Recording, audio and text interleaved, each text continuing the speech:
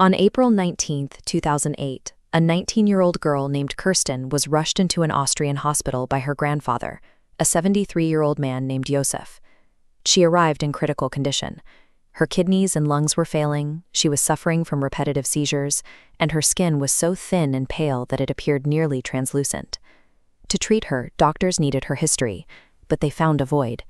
There were no vaccination records, no school transcripts, and no birth certificate. Across every national database, Kirsten simply didn't exist. Josef claimed he had found the girl unconscious on his doorstep, along with a note from his daughter, Elizabeth. He told the staff that Elizabeth had joined a cult decades earlier, and only reached out because she could no longer care for the sick teenager. Unable to identify the cause of Kirsten's seizures, the hospital took the unusual step of broadcasting a public appeal on television and radio. They pleaded for the mother, Elizabeth, to come forward, stating that her daughter would die without more information. The total absence of any legal or medical footprint suggested that Kirsten had been raised entirely outside of the system. This shifted the focus of the investigation, as police began to suspect that the girl's medical crisis was the result of a long-term criminal confinement.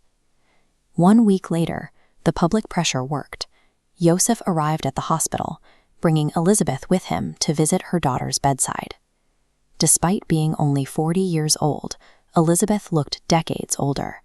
Her hair was shock white, her posture was severely hunched, and her skin shared the same ghostly translucency as Kirsten's. She was clearly terrified, refusing to speak while her father was in the room. Police intervened, separating Elizabeth from Josef and taking her into a secure room. It was only after they promised she would never have to see her father again that she finally spoke, ending 24 years of silence. Doctors realized that saving Kirsten's life required more than medical treatment. It required unraveling a kidnapping case that had been cold since 1984. The story Elizabeth told began on August 28, 1984. Josef, an electrical engineer, asked his 18-year-old daughter to help him carry a door into the basement for a bomb shelter he was building. Once they were downstairs, he incapacitated her with a towel soaked in ether. He had spent years designing a prison that was invisible to the outside world. The entrance was hidden behind a heavy workshop shelf in the basement.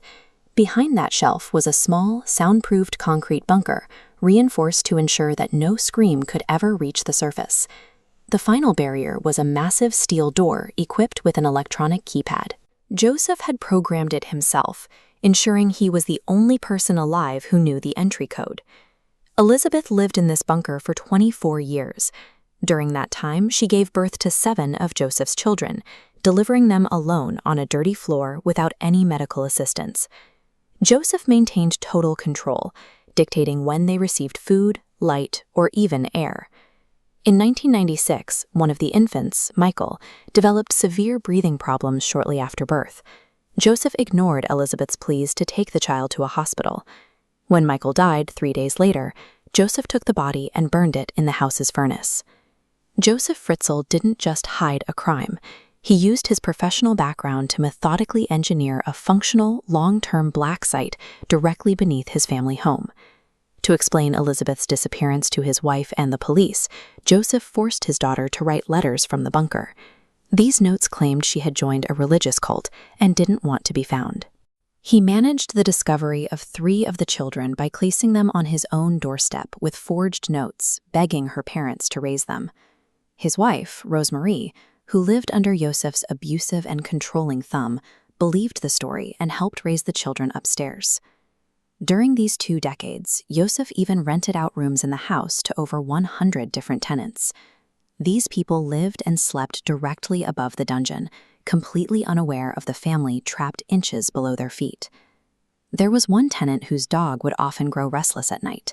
With its ears perked, the dog would stare intently at the floorboards, seemingly tracking the muffled movements of the children living in the concrete cells below.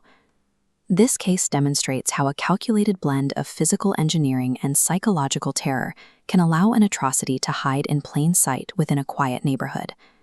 Following Elizabeth's detailed confession, police raided the Fritzl home. They breached the hidden shelf and worked through the electronic locks to finally reach the family in the basement.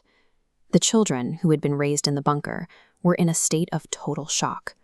When they were moved to the hospital, they sat by the car windows, mesmerized by the sight of natural light and the horizon for the very first time. Kirsten's condition was finally diagnosed as a catastrophic vitamin D deficiency. 19 years without sunlight had caused her organs to fail and her bones to weaken, the direct physical evidence of her life in the dark. Josef Fritzl was sentenced to life in prison. He became one of the most hated figures in the country, to the point where he was physically attacked by other inmates in 2016, resulting in several broken teeth and severe injuries. Josef Fritzl spent nearly a quarter of a century refining an inescapable, invisible fortress. Ultimately, that system was dismantled because a mother decided to risk her own life to get her sick child to a doctor.